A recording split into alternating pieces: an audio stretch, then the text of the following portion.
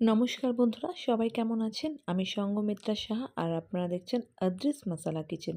আজকে আমি আপনাদের সামনে রান্না করে দেখাবো ভেজ টিকিয়া চিলি।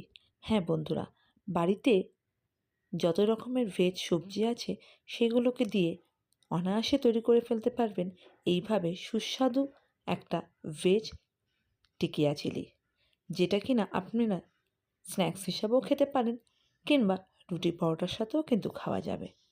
আর বাচ্চাদের জন্য তো দারুণ হবে, কারণ সব রকমের সবজি আছে। সবজি খাওয়াটা তো খুবই দরকার, তাই না? তো চলুন শুরু করছি ভেজ টিকিয়া চিলি।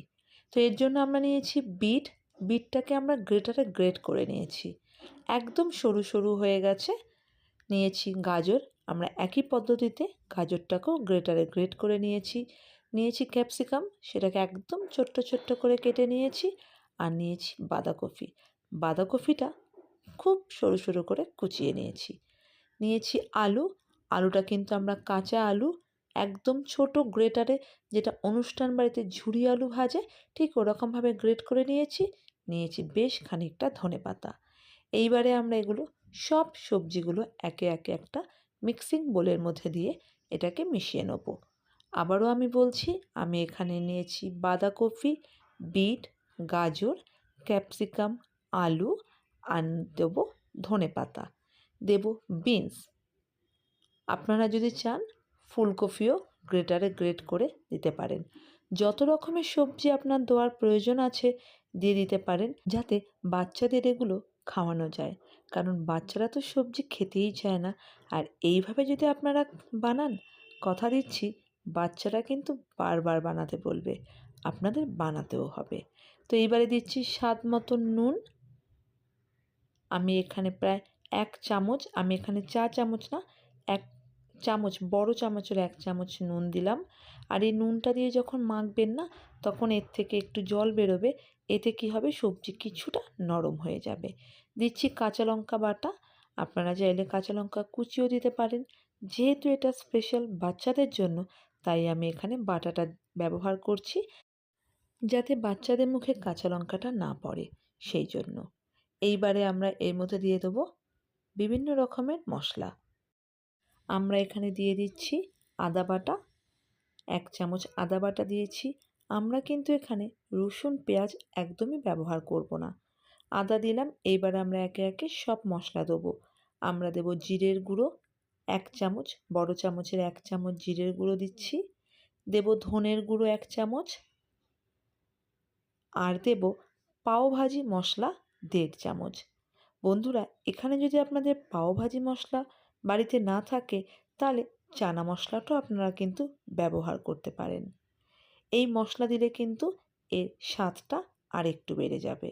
তো আমরা কিন্তু এখানে পাওভাজি মশলা প্রায় 1.5 চামচ, বেশি বেশি করে 1.5 চামচ ব্যবহার করলাম।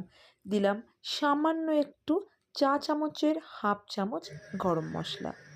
দিচ্ছি হলুদ, এটা কিন্তু জাস্ট কালারের জন্য দিচ্ছি হলুদটা, দেখতে ভালো হবে তাই। আপনারা চাইলে হলুদটা স্কিপও করতে পারেন। এইবারে আমরা এইটাকে খুব ভালো করে মেখে নেব। এতে কি হবে, মশলাগুলো সব সবজির সাথে মিশে যাবে। আর যেহেতু নুন দিয়েছি, এই মেখে কিন্তু আমরা মোটামুটি 20 থেকে 30 মিনিটের জন্য এটাকে আমরা রেখে দেবো।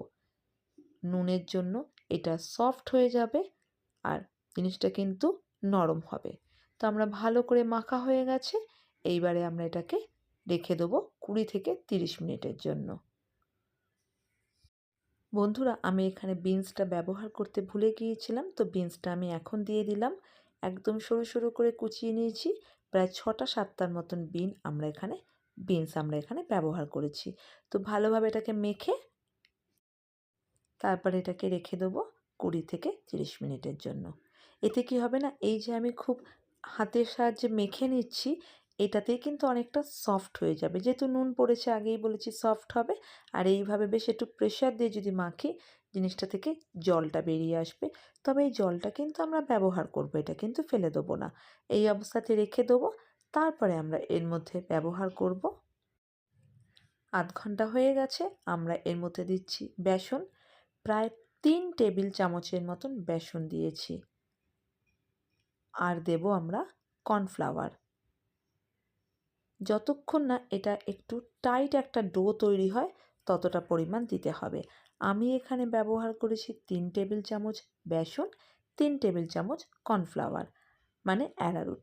আপনারা যদি বাইন্ডিংয়ের জন্য মনে হয় আরেকটু প্রয়োজন অ্যারারুট কিংবা বেসন, আপনারা আরেকটু দিয়ে নেবেন, কারণ জলটা কতটা পরিমাণ বেরোবে তার উপর কিন্তু নির্ভর করছে।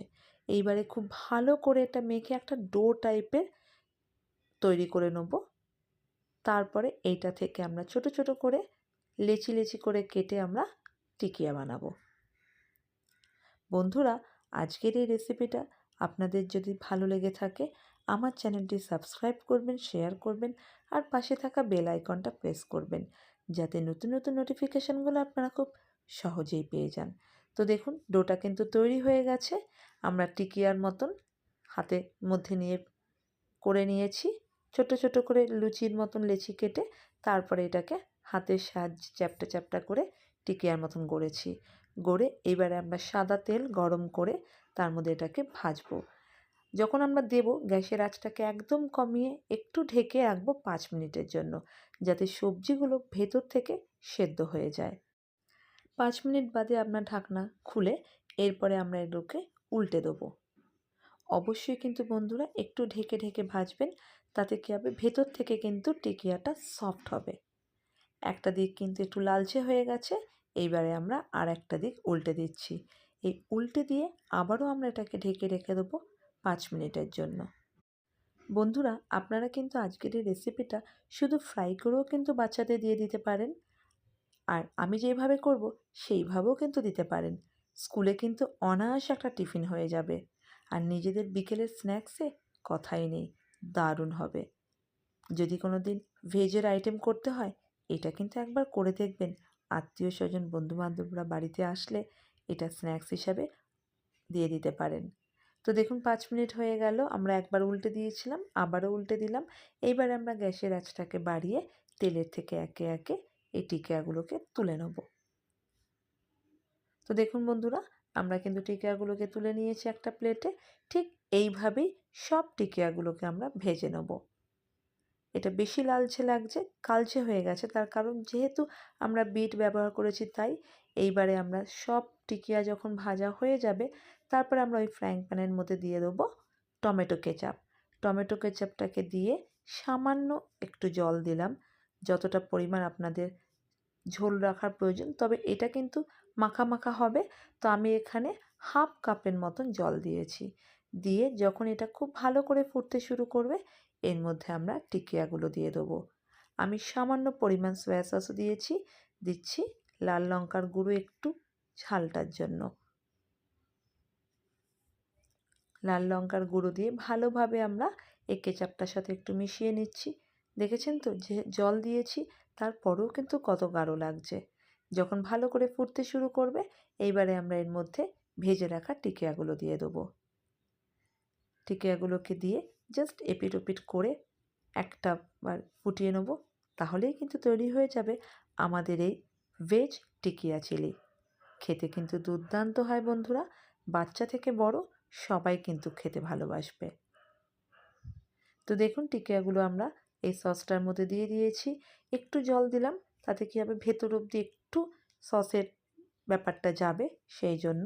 তা আমরা উল্টে পাল্টে দিলাম টিকিয়াগুলোকে দিয়ে, একটু ভালো করে ফুটিয়ে নিয়ে ব্যাস নামিয়ে নেব। এটা কিন্তু আপনারা পরোটা লুচির সাথেও খেতে পারেন, কিংবা স্ন্যাক্স হিসাবেও খেতে পারেন। আমাদের কিন্তু ভেজ টিকিয়া চিলি একদম তৈরি পরিবেশন করার জন্য। দেখেছেন তো, একদম কিন্তু গামাখা গামাখা হবে, জাস্ট টিকিয়াগুলোর গায়ে সসটা লেগে থাকবে। আমরা কিন্তু এখানে সামান্য একটু সয়া সসও ব্যবহার করেছি, সেটা দেখাতে ভুলে গিয়েছি। আর চাইলে সামান্য একটু মিষ্টিও ব্যবহার করতে পারেন। তো তৈরি হয়ে গেছে আমাদের ভেজ টিকিয়া চিলি। ভালো লাগলে অবশ্যই আমার চ্যানেলটি সাবস্ক্রাইব করবেন।